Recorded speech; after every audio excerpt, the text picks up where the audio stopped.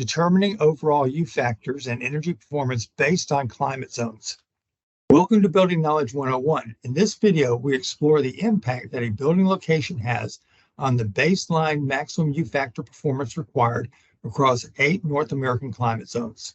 So to start out with, when working on a project, the first thing you need to establish is what is your baseline energy performance that the project has to meet. Here's a climate map from ICC, or International Energy Conservation Code. Is also utilized in IBC, International Building Code.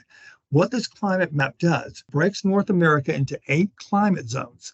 So we're going to look at the 2 examples of how you would utilize these.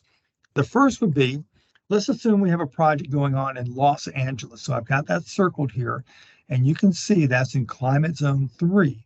And let's compare that to a project in Cleveland, which is in climate zone 5. So you can see the different climate zones have different colors, and there's a number associated with each one.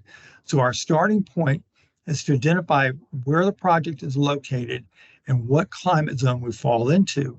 Now that we've identified our climate zones, we're going to flip over to this corresponding chart that lists the system's maximum U factors for each climate zone based upon the standard you're using. The standard could be ASHRAE 90.1 2010, ASHRAE 90.1 2013, or IECC. So there are various standards, and some of these standards have different years that they've been adopted. So make sure that the project you're working on, you know which energy code you're going to be looking at, because it could change by location by location.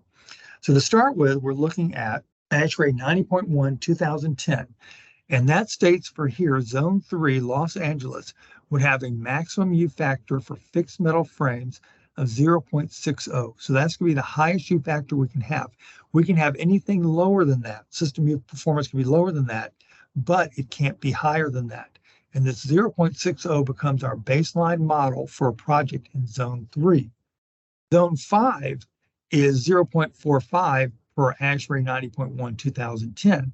These are, again, the threshold baseline if we're working on Zone 5 here. So you can see Cleveland being a colder area, the requirement's more stringent. So based on our location, the maximum allowable U factor is going to vary considerably, and based on which standard we've adopted for that area. That is all we have time for in this video. If you'd like to watch more of our 101 video series, subscribe to our YouTube channel, Kawneer Company, Inc.